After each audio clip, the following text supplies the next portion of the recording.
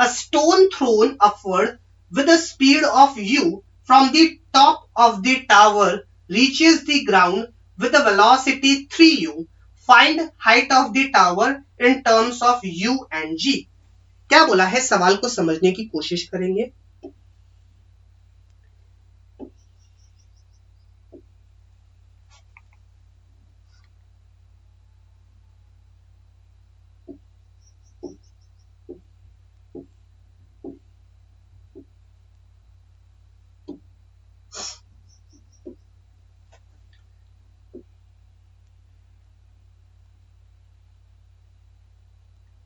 कोई एक टावर है, इस टावर से अपवर्ड डायरेक्शन में u स्पीड से किसी एक स्टोन को फेंका गया और क्या बोला है, from the top of the tower reaches the ground with the velocity 3u। तो क्या होगा, ये ऊपर जाएगा ऊपर जाएगा ऊपर जाएगा, फिर नीचे आएगा नीचे आएगा नीचे आएगा।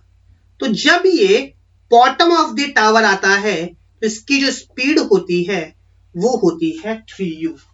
मुझसे पूछा है what will be the height of tower in terms of u and g, मतलब आपको सिर्फ u दे रखा है और एक्सेलरेशन ड्यू टू ग्रेविटी आपको g पता है, तो u और g की टर्म्स में हाइट ऑफ द टावर क्या होगी। तो ये कोई स्टैंडर्ड केस तो है नहीं कि हम डायरेक्ट फॉर्मूला लगा दें। तो जब हमारे पास डायरेक्ट फॉर्मूला हम नहीं लगा सकते, लेकिन इक्वेशन ऑफ मोशन तो लगा ही सकते हैं। इक्वेशन ऑफ मोशन तो हर जगह लगेगी। चलिए देखते हैं।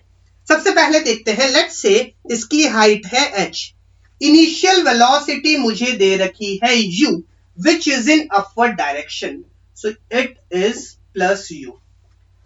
फाइनल वेलोसिटी मुझे दे रखी है 3u और ये होगी नेगेटिव। ऐसा क्यों, क्योंकि वो डाउनवर्ड डायरेक्शन में होगी।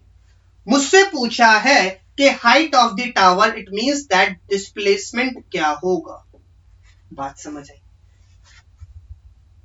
v u और g हमको पता है, acceleration due to gravity, it is minus g।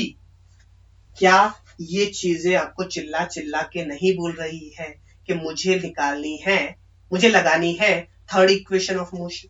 चलिए देखते हैं। v square minus u square is equals to 2as। चलिए, फाइनल वेलोसिटी है minus 3u, so minus 3u का स्क्वायर माइनस इनिशियल वेलोसिटी है plus u, it is u square, it is equals to 2। Acceleration है minus g और displacement, ये मेरी initial position, ये मेरी फाइनल पोजीशन, तो क्या यही मेरा डिस्प्लेसमेंट होगा। तो डिस्प्लेसमेंट मेरा किसके बराबर होगा, माइनस h के बराबर। और यहां पे h क्या है, h is my height of the tower. चलिए, ये नेगेटिव और ये नेगेटिव हो गया पॉजिटिव, माइनस का square will be positive, 3u square is 9u square minus u square, it is equals to 2gh। 9u square minus u square is 8u square, ये 2g इधर आ जाएगा, it is equals to h। तो height of the tower आ जाएगी 8u square by 2g। इसको और solve कर सकते हो, 2 1 2 4, तो यहां से हाइट आ जाएगी 4u स्क्वायर बाय g। तो फर्स्ट पार्ट का आंसर जो हमारे पास आएगा वो आएगा 4u square by g। Next part हमसे क्या बोला है, find time taken by the ball to reach the ground in terms of u and g। चलिए, अगेन मेरे पास इनिशियल वेलोसिटी है प्लस u, मेरे पास जो हाइट या फिर डिस्प्लेसमेंट निकल के आया,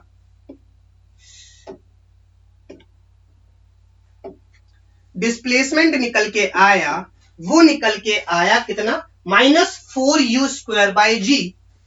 आपको पता है ना, मैं h को पॉजिटिव क्यों लिख रहा हूं और डिस्प्लेसमेंट को नेगेटिव क्यों लिख रहा हूं। मैंने इस लेंथ को h बोला है, अगर ये लेंथ h है तो डिस्प्लेसमेंट माइनस h होगा, तो h की वैल्यू निकल के आई 4u स्क्वायर बाय g। तो डिस्प्लेसमेंट हो जाएगा -4u²/g। एक्सेलरेशन मेरे पास है -g के बराबर। मुझे निकालना है टाइम पीरियड, तो क्या मैं टाइम पीरियड निकाल सकता हूं? कौन सी इक्वेशन लगेगी? या फिर इतना क्यों करो, v is equal to u plus a t. v कितना है? -3u। चलिए v is equal to u plus a t. Final velocity is -3u, initial velocity is u plus acceleration due to gravity is -g और into time period. चलिए ये -3u, ये इधर आएगा तो -u हो जाएगा, -3u और -u हो जाएगा -4u। It is equal to -g into t. इससे ये गया तो टाइम की वैल्यू आ जाएगी 4u/g।